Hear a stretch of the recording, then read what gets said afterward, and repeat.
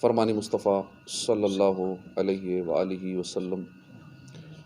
مجھ پر کثرت سے درود پاک پڑھو، بے شک تمہارا مجھ پر درود پاک پڑھنا تمہارے گناہوں کے لیے مغفرت ہے۔ صلو علی الحبیب صلی اللہ تعالی علی محمد صلی اللہ علیہ وآلہ وسلم۔ 23واں پارہ سورہ صاد آج مکمل ہو جائے گی انشاءاللہ۔ آیت نمبر 71 سے 88۔ اعوذ باللہ من الشیطان الرجیم، بسم اللہ الرحمن الرحیم۔ اذ قال ربک للملائکۃ انی خالق بشرا من طین فَإِذَا سَوَّيْتُهُ وَنَفَخْتُ فِيهِ مِنْ رُوحِي فَقَعُوا لَهُ سَاجِدِينَ فَسَجَدَ الْمَلَائِكَةُ كُلُّهُمْ أَجْمَعُونَ إِلَّا إِبْلِيسَ اسْتَكْبَرَ وَكَانَ مِنَ الْكَافِرِينَ قَالَ يَا إِبْلِيسُ مَا مَنَعَكَ أَن تَسْجُدَ لِمَا خَلَقْتُ بِيَدَيَّ أَسْتَكْبَرْتَ أَمْ كُنْتَ مِنَ الْعَالِينَ قَالَ أَنَا خَيْرٌ مِّنْهُ خَلَقْتَنِي مِن نَّارٍ وَخَلَقْتَهُ مِن طِينٍ قَالَ فَاخْرُجْ مِنْهَا فَإِنَّكَ رَجِيمٌ وَإِنَّ عَلَيْكَ لَعْنَتِي إِلَى يَوْمِ الدِّينِ قال رب فأنظرني إلى يوم يبعثون قال فإنك من المنظرين إلى يوم الوقت المعلوم قال فبعزتك لأغوينهم أجمعين إلا عبادك منهم المخلصين قال فالحق والحق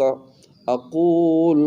لأملأن جهنم منك وممن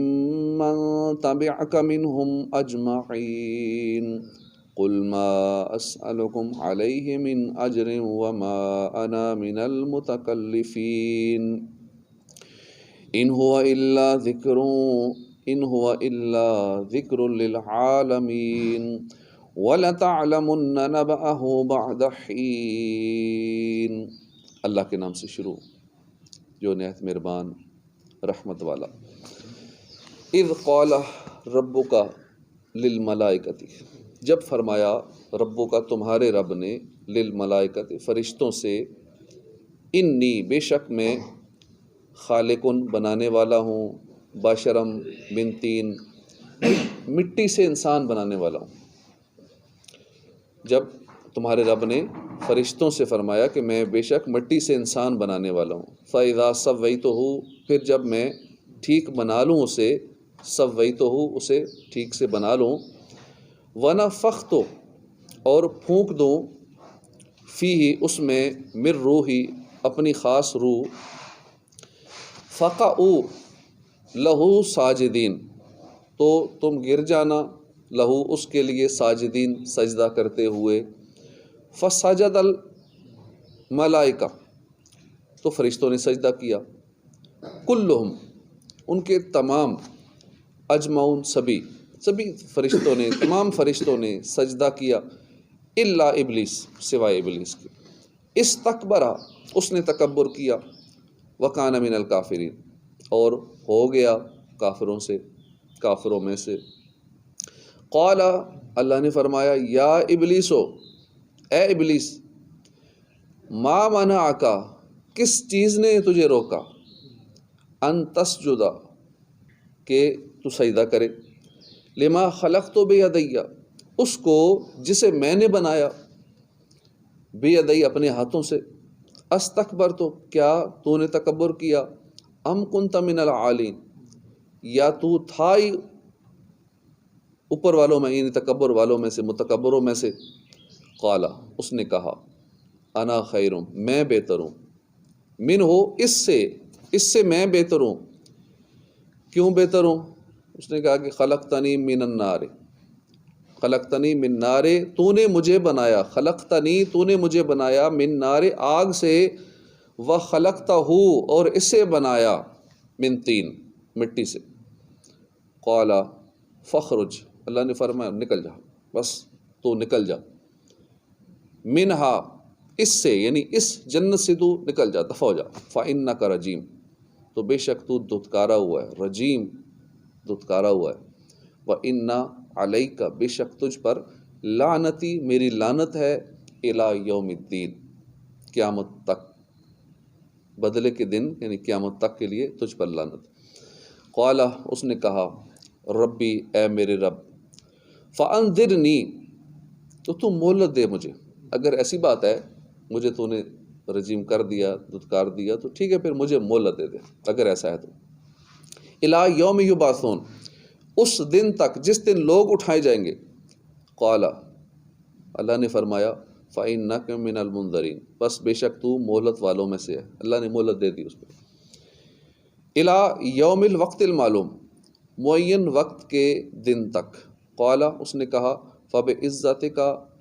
تو تیری عزت کی قسم،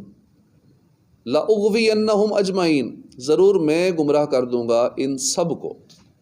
الا عبادک، مگر تیرے بندے، منہم المخلصین، ان میں سے جو چنے ہوئے، جو مخلص بندے ہیں، بس سوائے ان کے باقیوں کو میں گمراہ کروں گا۔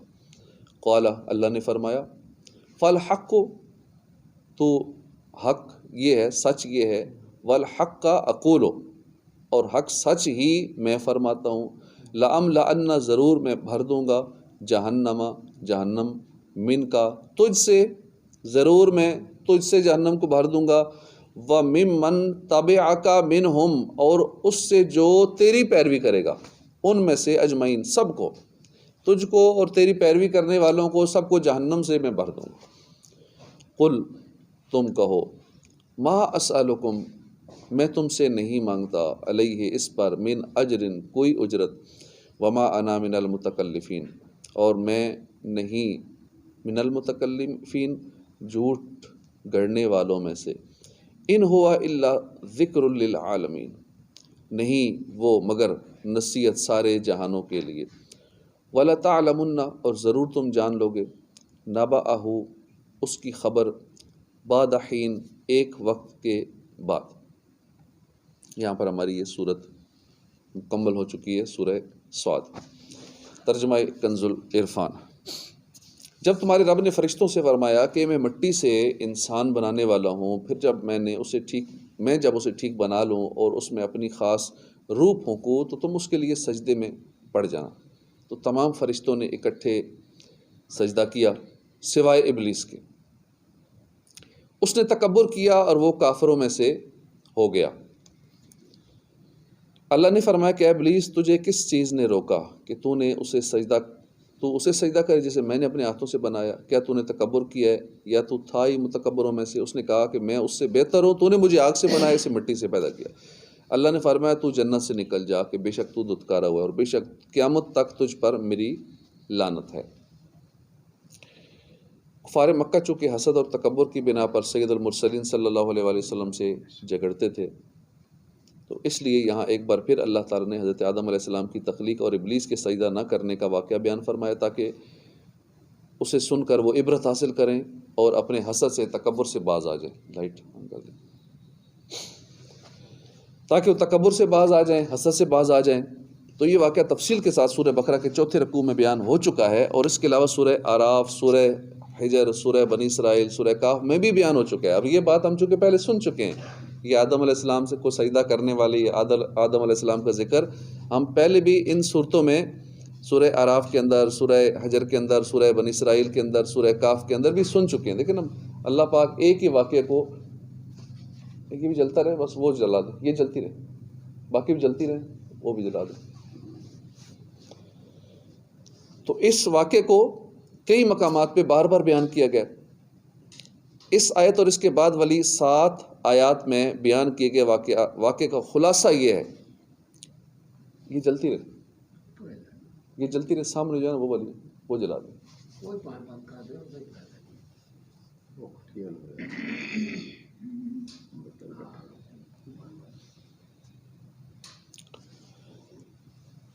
اس واقعے کا خلاصہ یہ ہے کہ اللہ تعالیٰ نے فرشتوں سے فرمایا کہ میں مٹی سے حضرت آدم علیہ الصلاۃ والسلام کو پیدا کروں گا، پھر جب میں اس کی پیدائش مکمل کر دوں، اس کا بٹن شاید وہاں ہوگا پلر کے ساتھ، صلی اللہ علیہ وسلم، جب میں اس کو پیدا کر دوں، پیدائش کر دوں اور اس میں اپنی خاص روح پھونک کر اسے زندگی عطا کر دوں تو تم اس کے لیے سجدے میں چلے جانا۔ جب حضرت آدم علیہ السلام کی تخلیق کے مراحل مکمل ہوئے، اللہ تعالیٰ کے حکم سے تمام فرشتوں نے اکٹھے سجدہ کیا، لیکن ابلیس نے سجدہ نہ کیا، اس نے تکبر کیا اور وہ اللہ کے علم میں کافروں میں سے ہی تھا۔ اللہ تعالیٰ نے فرمایا، اے ابلیس، تجھے اس آدم کو سجدہ کرنے سے کس چیز نے روکا کہ جس کو میں نے اپنے ہاتھوں سے بنایا؟ کیا تو نے تکبر کیا ہے؟ تو پہلے ہی اس قوم میں سے تھا جس کا شیوا ہی تکبر ہے۔ ابلیس نے کہا کہ میں اس سے بہتر ہوں کیونکہ تو نے مجھے آگ سے بنایا اور اسے مٹی سے پیدا کیا۔ اس سے ابلیس کی مراد یہ تھی کہ اگر حضرت آدم علیہ السلام آگ سے پیدا کیے جاتے، میرے برابر بھی ہوتے، جب بھی میں ان کو سجدہ نہ کرتا، چہ جائے کہ یہ تو مجھ سے ڈاؤن ہے، میں اعلیٰ ہوں، میرے برابر کے ہوتے تو بھی میں سجدہ نہ کرتا، چہ جائے کہ میں تو بہتر ہوں سجدہ کروں۔ اللہ تعالیٰ نے فرمایا، تو نکل جا، جنت سے نکل جا، فخرج، تو جنت سے نکل جا کہ بے شک تو اپنی سرکشی، نافرمانی، تکبر کے باعث دھتکارا ہوا ہے، اور بے شک قیامت تک تجھ پر میری لعنت ہے، اور قیامت کے بعد لعنت بھی اور طرح طرح کے عذاب بھی ہیں۔ پھر اللہ تعالیٰ نے اس کی صورت بدل دی، وہ پہلے حسین تھا، پھر بد شکل ہو گیا، روسیا کر دیا گیا، اس کی نورانیت سلب کر لی گئی۔ قال ربی فانذرنی الی یوم یبعثون، اس نے کہا کہ اے میرے رب، اگر ایسا ہی ہے، تو نے مجھے اب جنت سے نکال ہی دیا ہے، تو مجھے لوگوں کے اٹھائے جانے کے دن تک مہلت دے دے، قیامت تک مہلت دے دے۔ اللہ نے فرمایا، بس بے شک تو مہلت والوں میں سے ہے، معین وقت کے دن تک۔ قال ربی، اس نے کہا اے میرے رب۔ اس آیت اور اس کے بعد والی دو آیت کا خلاصہ یہ ہے کہ جب شیطان مردود ہو گیا تو اس نے عرض کی، اے میرے رب، اگر ایسا ہی ہے تو مجھے حضرت آدم علیہ السلام اور ان کی اولاد کے فنا ہونے کے بعد جزا کے لیے اٹھائے جانے کے دن تک مہلت دے۔ اس سے ابلیس کی مراد یہ تھی کہ وہ انسانوں کو گمراہ کرنے کے لیے فراغت پائے، اسے وقت مل جائے گناہ کرنے کے لیے اور لوگوں کو بہکانے کے لیے اور جہنم میں اپنے ساتھی بڑھانے کے لیے، لوگوں کا ایمان برباد کرنے کے لیے ٹائم مل جائے، اس نے ٹائم مانگا۔ اس سے ابلیس کی مراد یہ تھی کہ وہ انسانوں کو گمراہ کرنے کے لیے فراغت پائے اور ان سے اپنا بغض صحیح نکالے اور موت سے بالکل بچ جائے، کیونکہ اٹھنے کے بعد موت نہیں۔ اللہ تعالیٰ نے ارشاد فرمایا، پس بے شک تو معین وقت کے دن تک مہلت والوں میں سے ہے۔ یہاں معین وقت سے قیامت کے پہلے نفخہ تک کا وقت مراد ہے کہ جسے مخلوق کی فنا کے لیے معین فرمایا گیا ہے۔ ابلیس کی مہلت طلب کرنے کا بیان سورہ اعراف کی آیت نمبر 14 میں، سورہ حجر کی آیت نمبر 36 میں بھی گزر چکا ہے۔ قال فبعزتک لاغوینہم اجمعین الا عبادک منہم المخلصین، اس نے کہا تیری عزت کی قسم، میں ضرور ان سب کو گمراہ کر دوں گا مگر جو ان میں تیرے چنے ہوئے بندے ہیں۔ اس آیت اور اس کے بعد والی آیت کا خلاصہ یہ ہے کہ مہلت ملنے کے بعد ابلیس نے کہا کہ یا رب، تیری عزت کی قسم، میں حضرت آدم علیہ السلام کی اولاد کے سامنے گناہوں کو سجا سنوار کر اور ان کے دلوں میں شکوک و شبہات پیدا کر کے ان سب کو گمراہ کر دوں گا۔ البتہ آدم علیہ السلام کی اولاد میں سے جو تیرے چنے ہوئے بندے ہیں وہ میرے وار سے بچ جائیں گے۔ اس سے معلوم ہوا کہ انبیاء کرام اور بہت سے صالحین پر شیطان کا داؤ نہیں چلتا کہ وہ ان سے گناہ یا کفر کرا دے، ان پر وار نہیں چلتا۔ قال فالحق والحق اقول، اللہ نے فرمایا تو حق یعنی میری طرف سے ہی حق ہوتا ہے اور میں حق ہی ہوتا فرماتا ہوں، بے شک میں ضرور جہنم بھر دوں گا تجھ سے اور ان سب سے جو تیری پیروی کرنے والے۔ اس آیت اور اس کے بعد والی آیت کا خلاصہ یہ ہے کہ اللہ تعالیٰ نے ارشاد فرمایا، تو سچ یہ ہے جو ہم ارشاد فرماتے ہیں اور میں سچ ہی فرماتا ہوں، بے شک میں ضرور تجھ سے اور تیری ذریت سے اور انسانوں میں سے جتنے لوگ اپنے اختیار سے گمراہی میں تیری پیروی کریں گے ان سب سے جہنم بھر دوں گا۔ قل ما اسألکم علیہ من اجر وما انا من المتکلفین، تم فرماؤ میں اس پر تم سے کچھ اجرت نہیں مانگتا اور میں جھوٹ گڑھنے والوں میں سے نہیں ہوں، یہ تو سارے جہان والوں کے لیے نصیحت ہی ہے، اور ضرور ایک وقت کے بعد تم اس کی خبر جان لو گے۔ یعنی اے حبیب صلی اللہ علیہ وآلہ وسلم، آپ مشرکین سے فرما دیں کہ میں وحی کی تبلیغ اور رسالت کی ادائیگی پر تم سے دنیا کا مال طلب نہیں کرتا، بلکہ میں کسی اجرت کے بغیر تمہیں دین کی تعلیم دیتا ہوں، اور میں جھوٹ گڑھنے والوں میں سے نہیں ہوں کہ میں نے اپنی طرف سے نبوت کا دعویٰ کر دیا ہو اور قرآن پاک میں نے اپنے پاس سے بنا لیا ہو، بلکہ اللہ نے مجھے انبیاء کرام کا سردار بنایا ہے، اور یہ قرآن پاک بھی اسی کی طرف سے نازل ہوا ہے۔ اس آیت سے اشارتاً معلوم ہوا کہ عالم کو اگر کوئی مسئلہ معلوم نہ ہو تو وہ خاموشی اختیار کرے اور خود گھڑ کر نہ بتائے کہ یہ بھی تکلف میں داخل ہے۔ وہ لائٹ چلا دیں نا، وہ یہ بڑی لائٹ۔ حضرت مسروق رضی اللہ عنہ فرماتے ہیں کہ ایک شخص کندہ میں یہ بیان کر رہا تھا کہ قیامت کے دن ایک ایسا دھواں آئے گا جو منافقوں کے کانوں اور آنکھوں میں داخل ہو جائے گا، اور اہل ایمان کو اس سے صرف اتنی تکلیف پہنچے گی جیسے زکام ہو جاتا ہے۔ یہ سن کر ہم ڈر گئے، چنانچہ میں حضرت عبداللہ بن مسعود رضی اللہ عنہ کی خدمت میں حاضر ہو گیا، اور وہ ٹیک لگائے ہوئے تھے۔ جب میں نے واقعہ بیان کیا تو وہ غضبناک ہوئے، پھر سیدھے بیٹھ گئے اور فرمایا کہ جو کسی بات کو جانتا ہو تو کہے، اور جو نہ جانتا ہو اسے کہنا چاہیے کہ اللہ تعالیٰ خوب جانتا ہے، کیونکہ یہ بھی علم ہی سے ہے کہ جس بات کو تو نہ جانے تو کہہ دے کہ میں نہیں جانتا۔ لیکن ہمارے ہاں عالم یا اہل علم تو وہ تو الگ بات ہے، عام بندہ بھی نا جس کو دین کا بالکل پتہ نہیں، وضو کرنے کا بھی نہیں پتہ، نماز نہیں آتی، اس کو کچھ نہیں پتہ نا، وہ بھی کہتا ہے مجھ سے کوئی پوچھے تو میں جواب ضرور دوں، کوئی نہ کوئی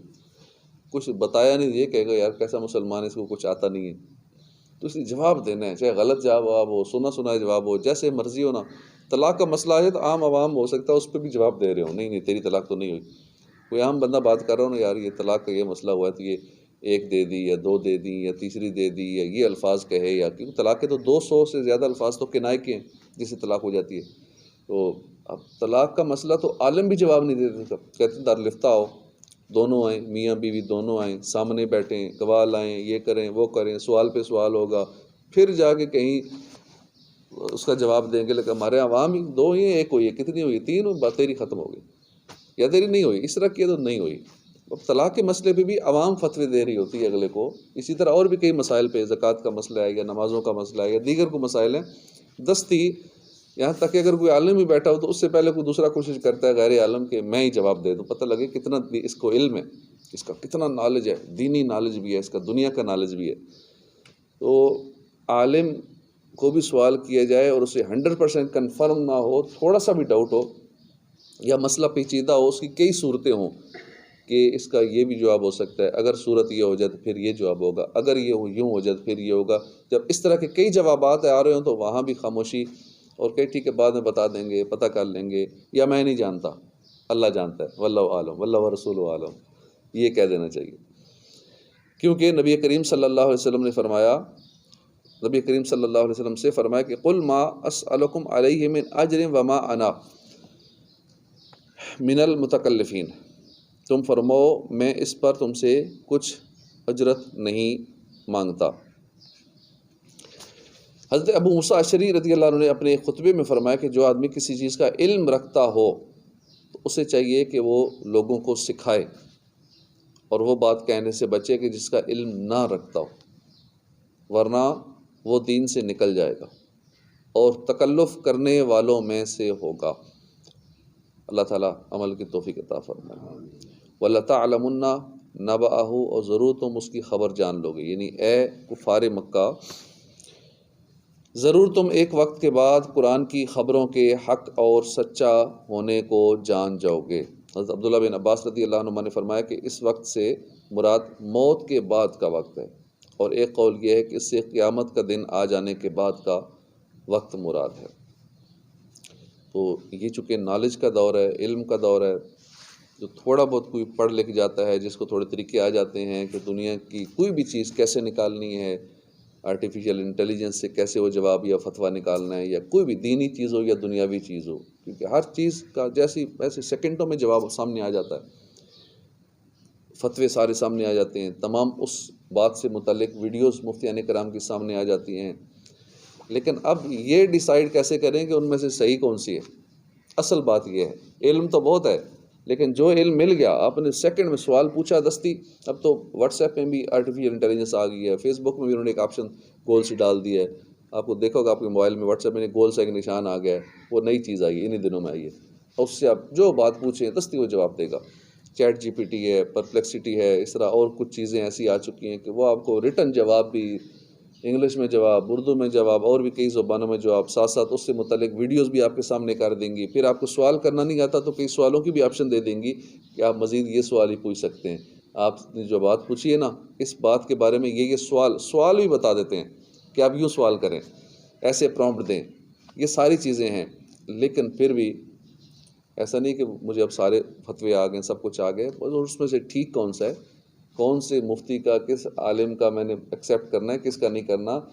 جو ہمیں یہ فتویٰ دے رہا ہے یا جو ویڈیو میں بات کر رہا ہے یہ صحیح العقیدہ ہے یا بد مذہب ہے، تو یہ الگ ایک معاملہ ہے کہ صحیح چیز کو وہاں سے نکالنا۔ اسی طرح دنیاوی چیزیں دیکھیں تو بے شمار چیزیں، آپ خالی کوئی ایک سوال لکھیں جی میں نے دراز کے بارے میں سیکھنا ہے، امیزون کے بارے میں سیکھنا ہے، ای بے کے بارے میں سیکھنا ہے، میں فلان چیز کا بزنس کے بارے میں سیکھنا ہے، اب میں نے جی ماہانہ 5 لاکھ کمانا ہے، 10 لاکھ کمانا ہے، اس کے طریقے بتائیں، طریقے سارے کھل جائیں گے، لیکن ان طریقوں میں کتنے طریقے تو ایسے ہوں گے جو آپ کا ٹائم ویسٹ کرنے والے ہوں گے، ہزاروں ویڈیوز تو ایسی کھل جائیں گی جو آپ کا وقت ضائع کریں گی، کیونکہ انہوں نے ایک ذریعہ آمدنی کا ذریعہ بنایا ہوا ہے۔ جتنا لوگ کسی کی ویڈیو آپ دیکھیں گے تو اسے تو آمدنی جا رہی ہے اس کی، ٹھیک ہے، وہ الگ بحث ہے کہ وہ حرام کی آمدنی ہے جو اس طریقے سے کرتے ہیں، وہ ایڈز کے ذریعے یا گناہوں بھرے ایڈز وغیرہ ہو گئے، اس کا جائز طریقہ الگ ہوتا ہے، ٹھیک ہے، اس سے آمدنی وہ کروڑوں کما رہے ہیں، ماہانہ 1 کروڑ آ رہا ہے، 2 کروڑ آ رہا ہے، آج کل چھوٹے چھوٹے بچے 30 لاکھ 40 لاکھ ان کی ماہانہ آمدنی آ رہی ہے، لیکن والدین یہ نہیں دیکھتے کہ میرا بچہ ماہانہ جو 30 لاکھ 40 لاکھ کما رہا ہے، چھوٹے چھوٹے بچے 10 سال کے بچے 12 سال کے بچے، یہ 30 40 لاکھ آ رہی ہوتی ہے، لیکن اس میں سے جائز ذریعہ کیا ہے، ناجائز کون سا ہے، والدین بھی کہتے ہیں ٹھیک ہے آ رہا ہے تو خوش ہو جاتے ہیں، آنا چاہیے، پیسہ آنا جیسے مرضی، بچوں کو ابھی سے حرام کی اس پہ لگا دیتے ہیں، بھائی اسی کا تھوڑا سا طریقہ کار چینج کر لو تو وہی جائز بھی ہو جائے گا، وہی 30 لاکھ ناجائز جو آ رہا ہے نا تو ہو سکتا ہے وہ 50 لاکھ آ جائے جائز طریقے سے، تھوڑا اپنا انداز چینج کر لو، کسی سے پوچھ لو، کسی دینی بندے سے، کسی مفتی صاحب سے مسئلہ پوچھ لو کہ یہ ناجائز ہے تو اس کا جائز طریقہ بتا دیں، تو بتا دیں گے، وہی طریقہ جائز ہو جائے گا، آمدنی ہو سکتا ہے اس سے زیادہ ہو جائے، تو اللہ پاک رزق حلال عطا فرمائے۔ تو صحیح مسئلے نکالنا یا اپنا وقت بچانا، کورسز تو آپ کو سارے مل جائیں گے، فری میں مل جائیں گے، ہر چیز کے مل جائیں گے، لیکن اس میں آپ کا ٹائم ضائع نہ ہو، ایسا نہ ہو کہ 1000 گھنٹے کی ویڈیو دیکھنے کے بعد پتہ لگے یار اس نے تو کام کی تو بات بتائی نہیں، جو اصل گر تھا وہ تو اس نے سکھایا ہی نہیں، باقی ساری ادھر ادھر کی ساری باتیں بتا دی۔ تو یہ ہے کہ صحیح نالج تک پہنچنا یہ اصل گور ہے، خاص کر اس دور کے اندر۔ سننا کیا ہے، سیکھنا کیا ہے، کہاں سے سیکھنا ہے، کس کی بات ٹھیک ہے، کون بندہ واقعی مخلص ہے، کون اپنی فیلڈ کا ایکسپرٹ ہے، دنیا میں اگر میں نے کون سی چیز سیکھنی ہے تو میں کس سے سیکھوں، دنیا میں اس کا ایکسپرٹ کون ہے، اور اگر پاکستان میں دیکھوں تو اس شعبے میں اس چیز کا ایکسپرٹ کون ہے، ڈیجیٹل مارکیٹنگ سیکھنی ہے تو اس کا ٹاپ لیول کا کون ایکسپرٹ ہے، کیوں ادھر ادھر ٹائم ضائع کریں، اسی ایک سے سیکھ لو بھائی، اور کچھ چیز فری لانسنگ سیکھنی ہے، کچھ اور چیزیں سیکھنی ہے، ویب ڈیولپمنٹ سیکھنی ہے تو اس کا پہلے دیکھ لو ماہر کون ہے اور واقعی جو صحیح سکھا رہا ہے وہ کون ہے، یہ ہے اصل اس کو نتارنا، نچوڑنا یا چھاننا لگانا اور صحیح چیز تک پہنچنا۔ نالج دنیا بھر کا ہے لیکن صحیح نالج وہ نکالنا اصل چیز ہے، تو اللہ پاک ہمیں عمل کی توفیق عطا فرمائے، آمین بجاہ النبی الامین صلی اللہ تعالی علیہ وآلہ وسلم۔